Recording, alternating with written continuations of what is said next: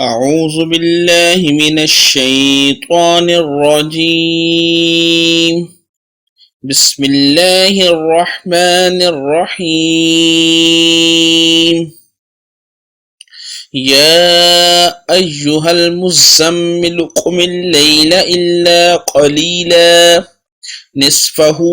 أو انقص منه قليلا أو زد عليه ورتل القرآن ترتيلا إنا سنلقي عليك قولا ثقيلا إن ناشئة الليل هي أشد وطئا وأقوم قيلا إن لك في النهار سبحا طويلا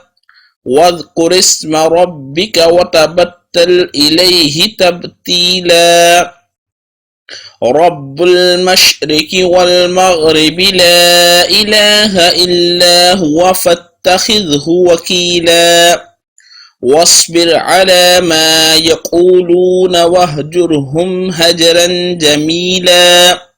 وذرني والمكذبين أولي النعمة ومهلهم قليلا إنا لدينا أنكالا وجحيما وطعاما ذا غصة وعذابا أليما يوم ترجف الأرض والجبال وكانت الجبال كثيبا مهيلا إنا أرسلنا إليكم رسولا شاهدا عليكم كما أرسلنا إلى فرعون رسولا فعصى فرعون الرسول فأخذناه أخذا وبيلا فكيف تتقون إن كفرتم يوما يجعل البلدان شيبا السماء منفطر به كان وعده مفعولا إن هذه تذكرة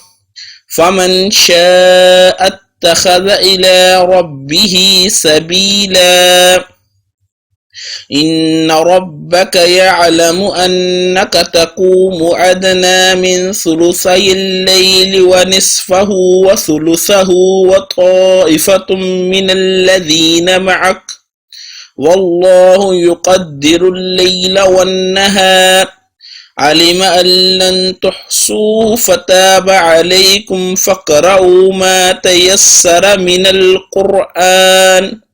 علم أن سيكون منكم مرضى وآخرون يضربون في الأرض يبتغون من فضل الله وآخرون يقاتلون في سبيل الله فاقرؤوا ما تيسر منه وأقيموا الصلاة وآتوا الزكاة وأقرضوا الله قرضا حسنا وما تقدموا لأنفسكم من خير تجدوه عند الله هو خيرا وأعظم أجرا واستغفروا الله إن الله غفور رحيم.